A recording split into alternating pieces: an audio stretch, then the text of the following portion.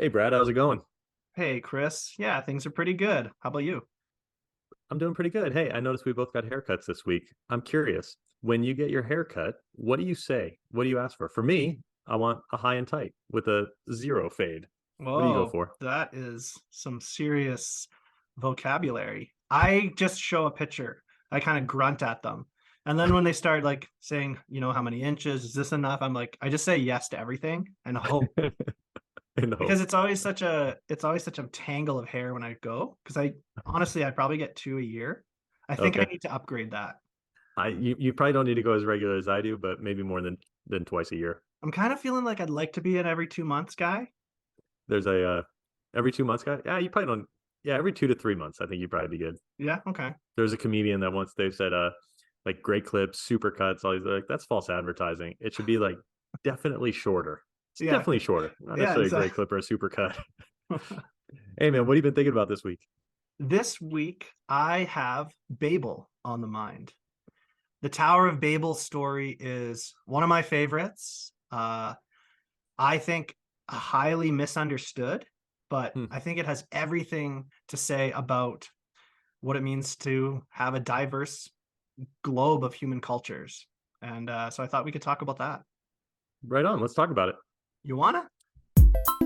Freestyle Theology is sponsored by Daily Breath, the Christian meditation app that really works.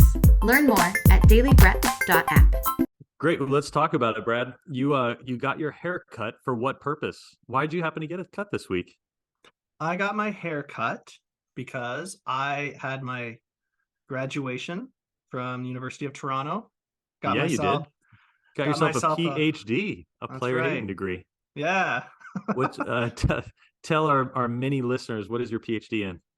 I got my PhD in history and I've been at it for many years now. I guess I've been in school. I realized this talking to my mom. I've been in some form of school since the fall of the Berlin Wall. No It way. was like play school, 1989. That's amazing. There was That's maybe great. a year or two in the middle there where I wasn't, but yeah. Hmm. So it's been a long road. You've I been in school as long as Germany's been reunited. It's Yeah, beautiful.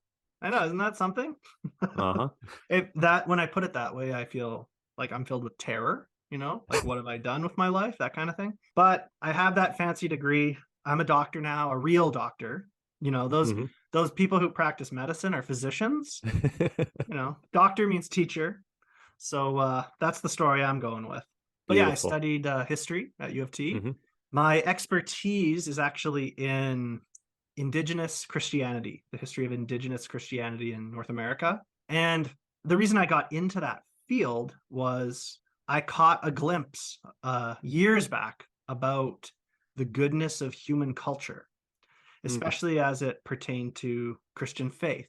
I started reading a lot of global church history, a lot Hmm. of African, Middle Eastern, Asian Christianity, and later on got into indigenous Christianity. And I was just really interested in what it looks like when the gospel is taken up by non Western peoples. I had always associated church history with Western Europe, as most people do. Hmm. And I remember reading one of my favorite authors, Andrew Walls. He talked about how during the colonial era, it wasn't really Christianity that was exported across the world. It was a tribal version of Christianity, like a highly localized European version of Ah, Christianity that was exported around the world and often imposed on people. And so that was kind of really disappointing when I really realized that a lot of these other cultures have been denied sort of a Christian faith in their own languages and their own customs in the same way that Western Europe had. When I first entered my studies into indigenous Christianity, I was quite naive. I expected to find this really rich, multicultural, indigenous style Christian faith all across the continent. Oh, it would look so different in the Great Lakes among the Haudenosaunee than it would among the Hopi or the Apache, stuff like that. hmm. But as I quickly realized, the colonial way of doing Christianity just had no room for any of those expressions. Ah, Christianity was identified as the religion of Western Europe, and as such, it needed to be expressed in a pretty short list of European languages. And if if missionaries were willing to translate it into indigenous languages, it wasn't translated into indigenous deep culture. I remember reading, this document. It was a translation of the Gospel of John into Mohawk and produced in the late 1700s. And I was like, whoa, this is going to be so interesting to look at. And obviously I couldn't read Mohawk, but I thought I'll still poke around. I was gonna say, if part of your PhD studies, I know like often you have to learn different languages. If you had to learn Mohawk as a part of that, that would be that would have been amazing. I ended up studying like the 20th and 21st century, so I didn't end up needing to learn another language. But in a way, that itself is part of the problem. The fact that I didn't need to learn another language in order to study. By the 20th century, there's no need to learn another language. Yeah. So you're reading this Gospel of John in Mohawk. Right. And so it's in a Romanized script, so it's using our alphabet. And obviously I can't read most of the words, but I noticed that kind of stumbling through this Mohawk Gospel of John, and I'm reading John 1:1, and I noticed that I can't read any of the words except one, which is the word logos. That's what they wrote, Logos. And I found that so strange that it wasn't even translated into the Mohawk word for word, which even that word to me has some issues, because I don't think when we read John 1:1 in English, I don't think that in the beginning was the word means anything to us. And with that in mind, in a sense, that translation is incorrect. Yes, it is the Greek word for word, sure. But when we read the word, what comes to our mind, right? So that's a separate discussion, because but at least in my and maybe I'm wrong. But at least in my English Bible, they're at least trying to translate logos into an English word. Right. And in the Mohawk one, they didn't even try to do that contextualization. Not in any way. So they use the word logos, which is really, really strange. And it just got me thinking, like, I've come back to that story so many times, because it was like the symbol of the refusal to actually do the hard work of translating, not just like what easy words mean what, but like the deep concepts. And that's scary, because you have to dive deep into a culture's tradition in order to look for words that approximate what you're trying to say. Because this is what when Newbegin talks about when he goes to be a missionary in India how do I translate Jesus is God? What does that mean to a Hindu? I can use all these different words that they have in their religious, but there's downside. He does that whole word of there's upsides and downsides. They're going to think I mean this, but you have to, but he's doing all that work trying to get that. They're not even attempting. And words, not only is it hard to figure out what to say to translate, words shift quickly. And so just like I said, like right now, I think the word might be an improper translation. That it's important to be like, what did the Greek people that John is writing his letter to, when they heard the word logos, what came to mind? What did it mean? And that's really important, because then that's the historical work that we can do to actually approximate words. And they're going to take on new meaning. Whatever the word is in Mohawk, then in the late 1700s, that may have captured the same weight as what the first century word logos meant to Greeks. Kind of like, as far as I understand, the logos is the principle of reason underlying all things, the source of all things, and the order behind it all, right? It's very weighty, has enormous gravity. And first, again, the word doesn't mean that to us. I've wondered, like, what might be a good word to say. And one of the things I thought might be kind of cool would be to say in the beginning, instead of saying word, to say infinity. I wonder if the word infinity has some weight in our time, that when you hear it, it kind of like hits hard, and we feel like the epic bigness of it, Okay. We're getting far afield from Babel. Very far. But so this, and I'm going to go back to Newbegin on that. So this was his big thing in his John commentary, is the reason what John is doing is cross-cultural communication. So it's what we're talking about. And I may be going right where you're going or going a different way. So I apologize if I'm stealing your thunder or taking it a totally different curveball. But But in that the Greek, his first Greek listeners who he's writing to would have known exactly what he's talking about. We said in the beginning was the log. They knew logos. They knew logos. They knew that. They're expecting that. But then in 114, when he says, "And the Word became flesh," it like that would strike like, whoa, that doesn't fit in our categories. So I wonder, when you just said that, it was in the beginning was infinity, and then jump into 114. He said, and the infinite became finite. Like that doesn't make sense. Like I wonder if that starts to hit. It does the same thing. We're like, oh, that doesn't make sense. And now I have to pay attention. You have my attention. I'm trying to understand how this works. Right. Yeah, that actually, I don't know. I'm not a biblical scholar, but it seems from a cultural perspective, it means something, even if it's confusing or mysterious. Right? Yep. So now that you are a freshly minted PhD, I'm going to say this. You can't edit this out. This has got to stay. This is going public. This is on the World Wide Web. Now that you're a freshly minted PhD, I'm calling you out, Brad. I'm inviting you to never do the thing where you always have to qualify that I'm not this kind of scholar, I'm that kind of scholar. It's so fun. I'm somewhat joking with you, but it's so funny, like, because you did that, like, right. Scholars that like as I've worked with scholars, they're always like, hey, but this is not my area of expertise. There's like so it's probably a good thing to be humble about it, but it's kind of like, you know the Bible, you're fine, keep going. So anyway, so I can just live into the fact that I'm a scholar. Yep, exactly. A doctor of philosophy, not a doctor of history, just a doctor of philosophy. Yeah, I'll take it. Kind of philosophy. Okay. That naivety that I entered into my studies of Indigenous Christianity with, that came from this, a high view of human culture, which I think our tendency is to have a fairly low view of human culture, at least in Western Christianity, because we're more interested in the universal truth behind things and the essence and all those Greek words, right? But my view is that God has an especially high view of human culture, like we've been talking about over the last few weeks, that image bearers travel in packs, right?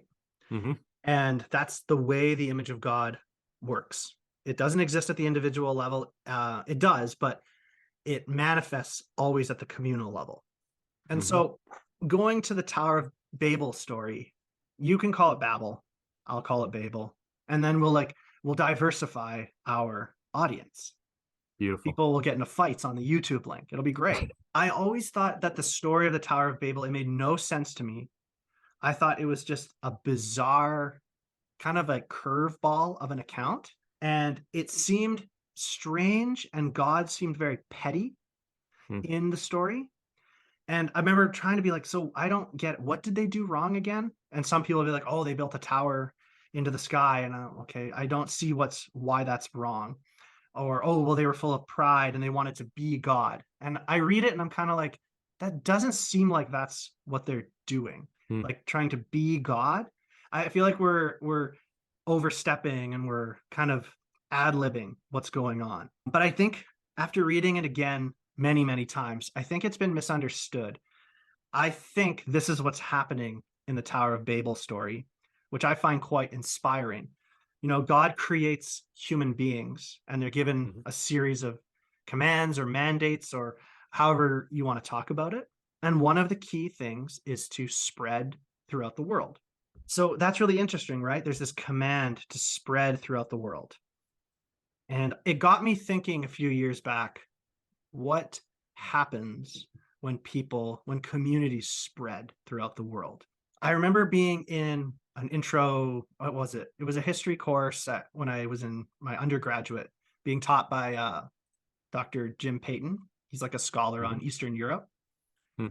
And I remember he was talking about Romania.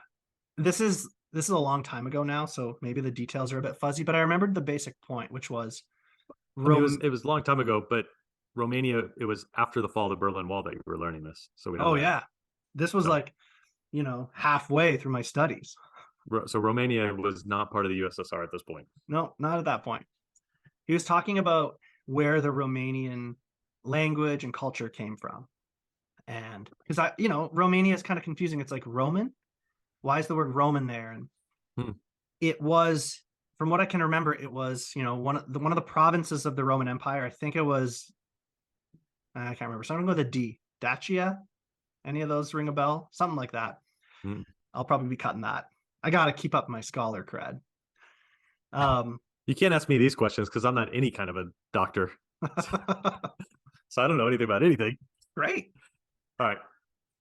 So these Roman soldiers are stationed kind of in this outpost of the Roman Empire and go up into the mountains and kind of intermingle with locals.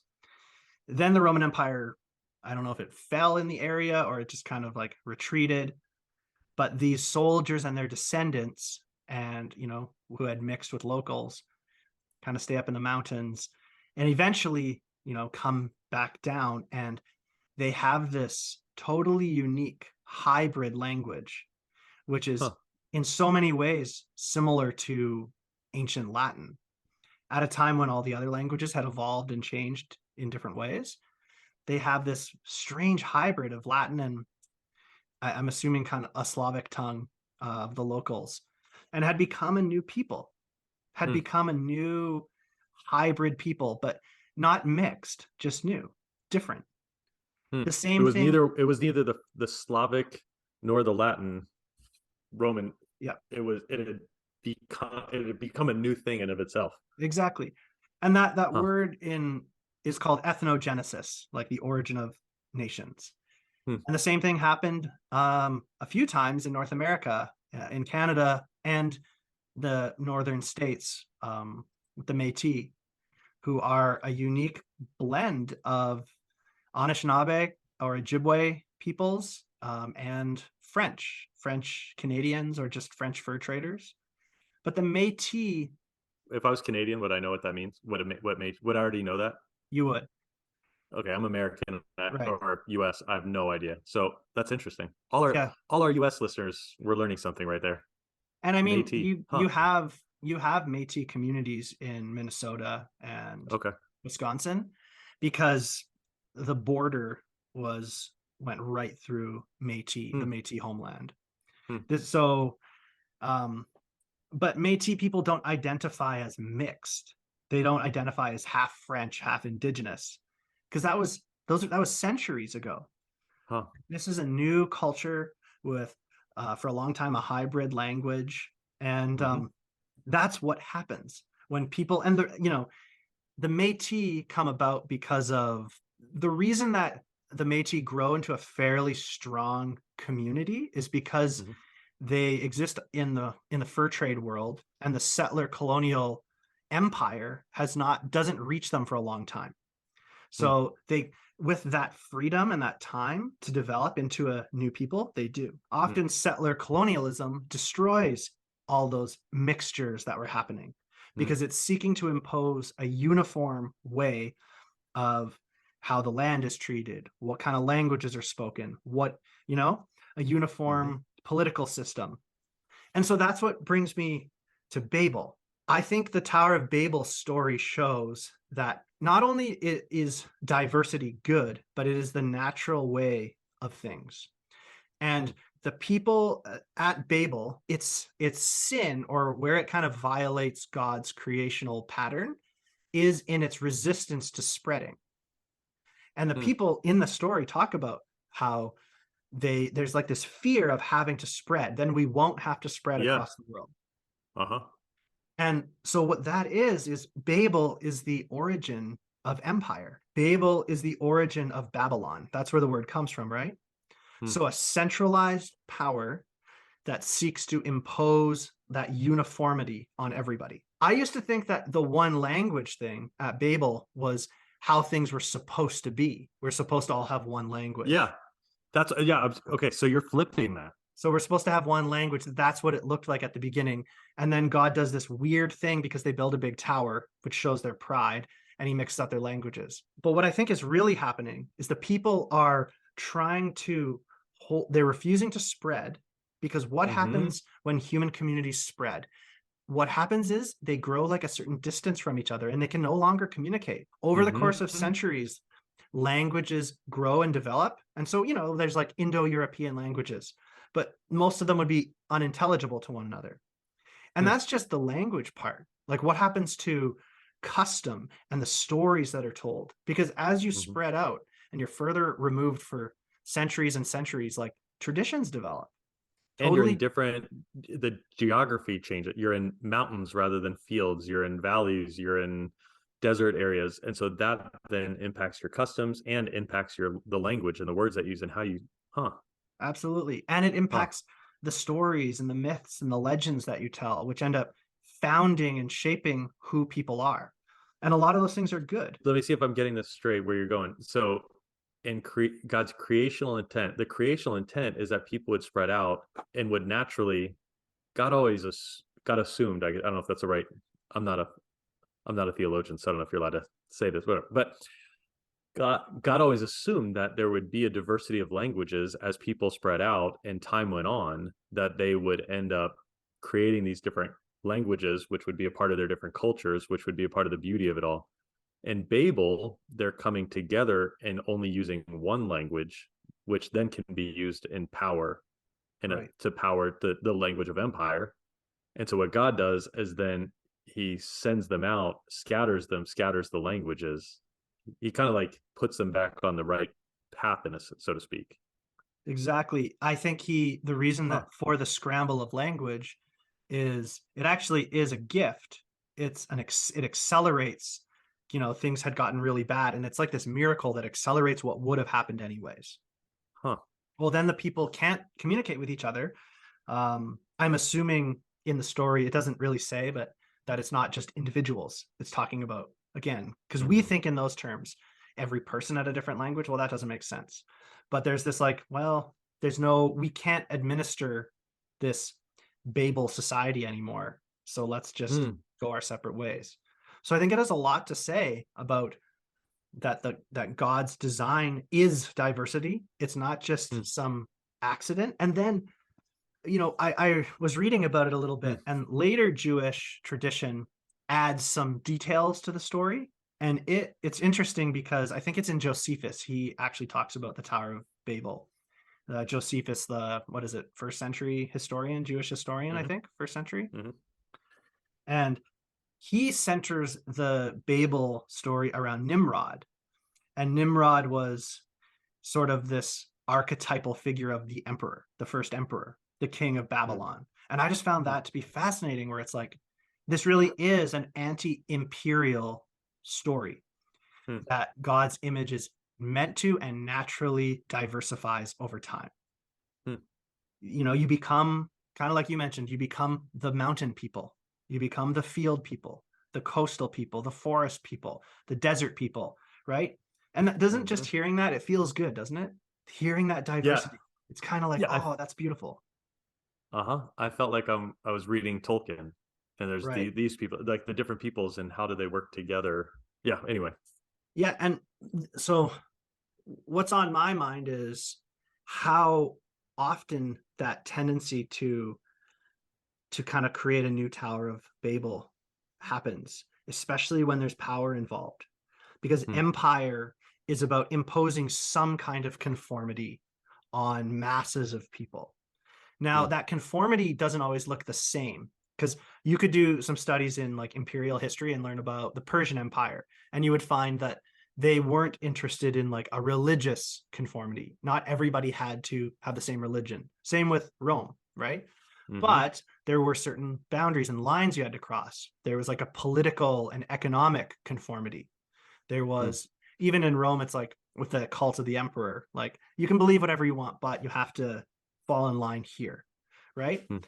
So we have this tendency towards Babylon, and the thing that is not really stated clearly in the Tower of Babel story, but is kind of implicit, is conformity is really only achieved through violence.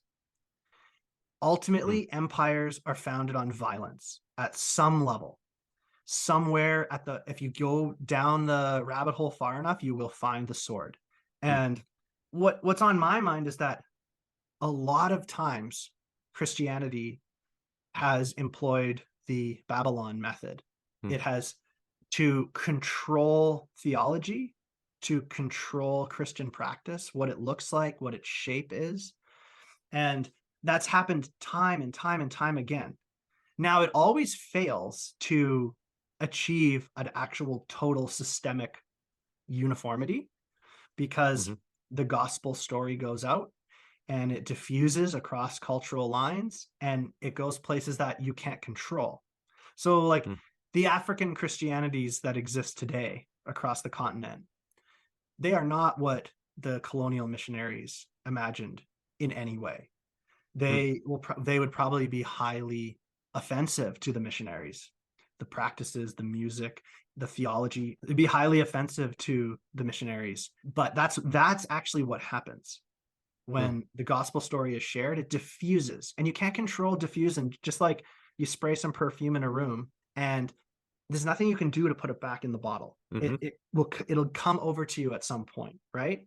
And that's Mm. kind of what this is like. As much as Christians or missionaries or church officials have tried to put a lid on it and control it, and we can look back in that history, especially with Western Christianity. We can talk about this another week about why there was such an obsession with control, because Mm. that answer has a lot to do with living in the ruins of the Western Roman Empire, and life having like the structures that had become normal crumbling.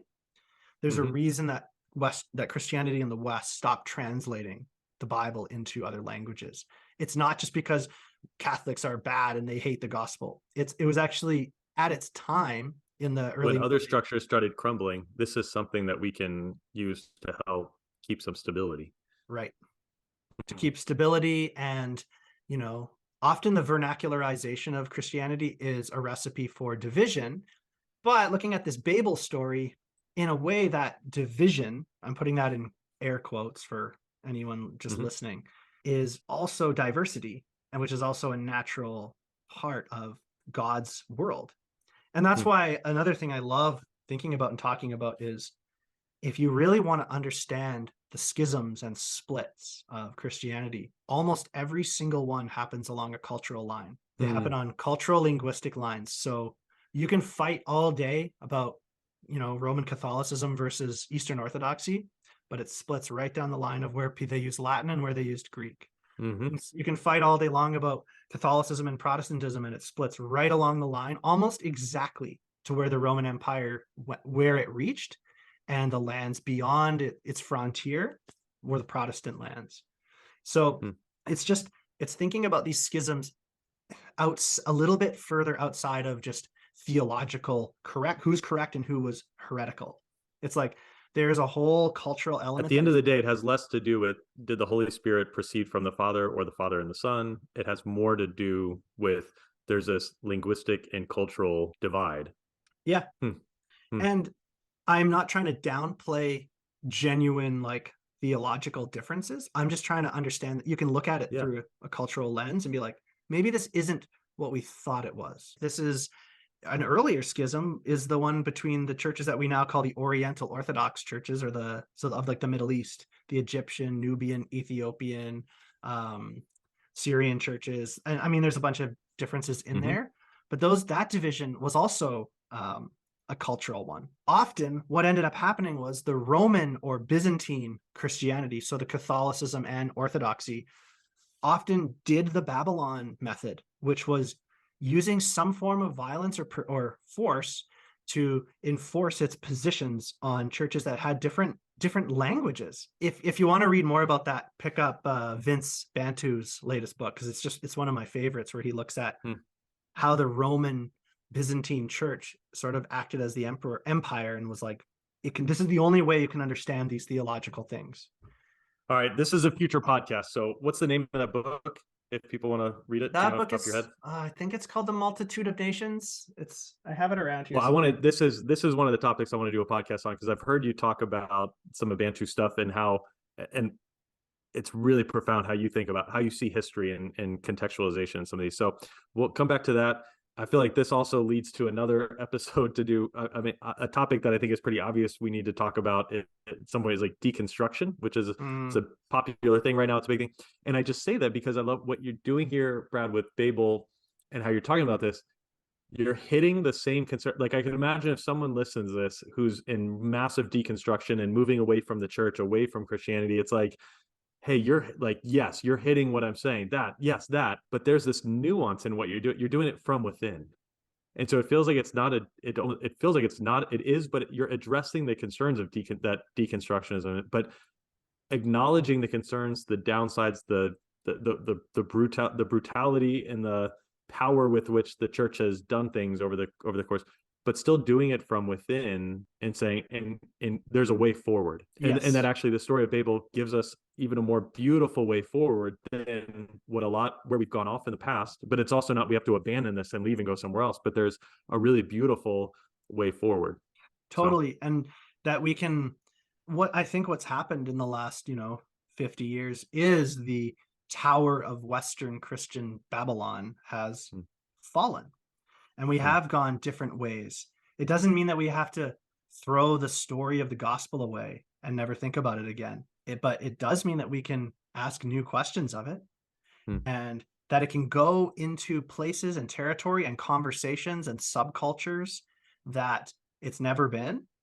And it can grow into something almost unrecognizable, at least from a cultural perspective. And it might be, I remember a quote that Andrew Walls said. He said that a true African theology will do one of two things to Westerners. It will either puzzle them or disturb them. Gosh. And I always thought that was such an interesting quote, because it's like, you might look at another culture's Christian practice and find it offensive or at some level. And that, just because you have that reaction, that bodily reaction to it, doesn't necessarily mean that you're right. Yeah. There's a sense where if I look, okay, we're going to wrap this up, but there's what you're saying in that quote, like, if I look at another culture's practice of Christianity and it's very comfortable to me, and I feel, that's true, that's right, it's very comfortable to me, it feels that may be a good sign that it's actually my tribalized form of Christianity adopted by another culture rather than an authentic. It should be more puzzling or disturbing or disorienting if it truly has. If I don't know, in the same way, like a lot of their cultural practices or their languages should be, that's different, that's new, that's different. Yeah. And just the humility that you might not be able to understand what's going on there. You might just not be able to. I'm going to read about this a little more for next time, but I remember Vince Bantu talking about the Persian ideas around the Trinity, and they were very, very different than, I think it was the Trinity. Maybe it was around the natures of Christ. And we have these views that are Chalcedonian and right. But what happens when it's tried expressed in a completely different language with its own history and nuances, right? It might end up being different. And again, this isn't relativism. It's just reality. Well, Brad, this has been fun. You mean doctor? Well, Dr. Mella, this has been fun. This has been fun. I enjoyed myself, and I wouldn't turn my nose up at doing it again next week. Let's do it. Freestyle Theology is sponsored by Daily Breath, the Christian meditation app that really works. Learn more at dailybreath.app. That's daily, BREADTH.app. Or try it for free by downloading it in the Apple App Store or on Google Play.